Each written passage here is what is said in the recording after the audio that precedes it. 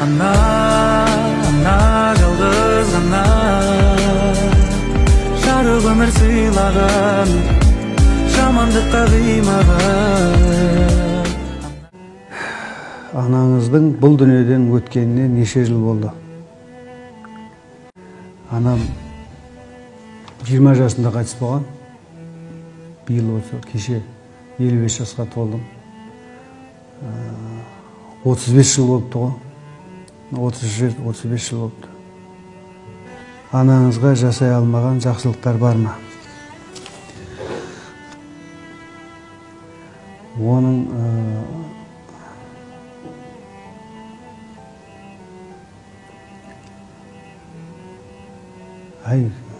қиын.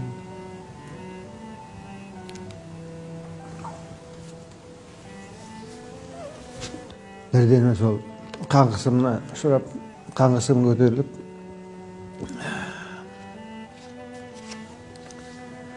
мен 20 жасар едім шынымен.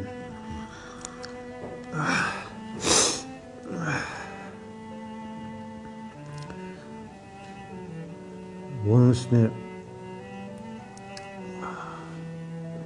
анамның алдында өзімді кінәлі сезінемін.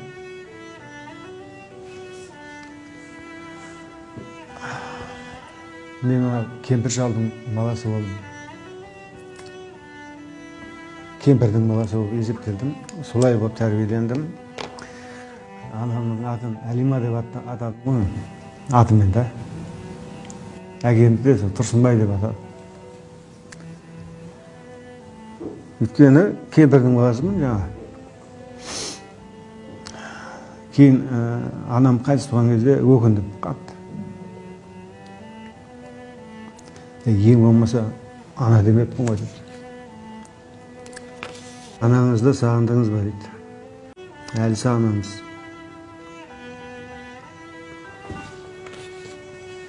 Ананың орны бөлек адам.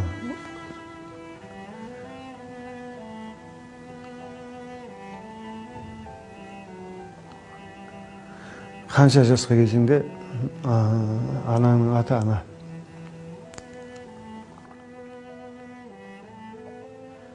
Өкініш көп.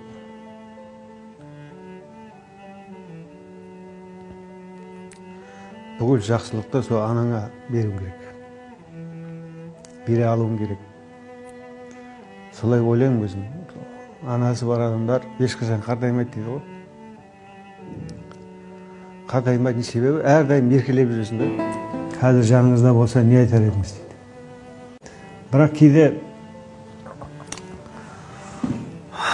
кейбір аналарды көремін мен. Енді қартайған кісілердің бәрі аналар ғой, Құдайға шүкір. Көшеде көріп қаламын.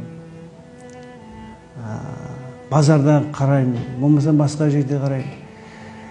Мынау әлеуметтік жаңағы орталар бізде, қоғамдық орталар, көбінесе мынау ауруханалар.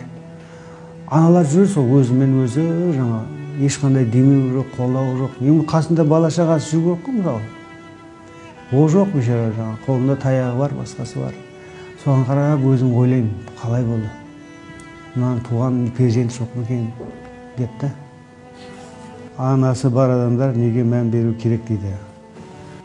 Енді Құранмен, хадиспен қарайтын болсаңыз, біздің дініміз жалпы анаға үлкен мән берген. Ананың алдындағы қарызбенен әкенің алдындағы қарызды салыстырған кезде анаға 3 есе салмақ беріп тұр. Шын мәнінде солай. Бірінші ананың разылығын, екінші тағы да ананың разылығын, үшінші тағы ананың разылығын деп айтып тұр. Одан кейін мынау біз енді осы дүнияға өмірге келгеннен кейін Алланың алдында құлшылығымызды жасаймыз, жәннаттан орын алуға аңсаймыз. Сонда хадис айтады пайғамбарымыз, жәннат деген сол анаңның табанының астында деп тұр. Қандай керемет. Меніңше анасы бар адамдардың ең барынша мән беруі мынау көңіл әлемі деген бар. Анасының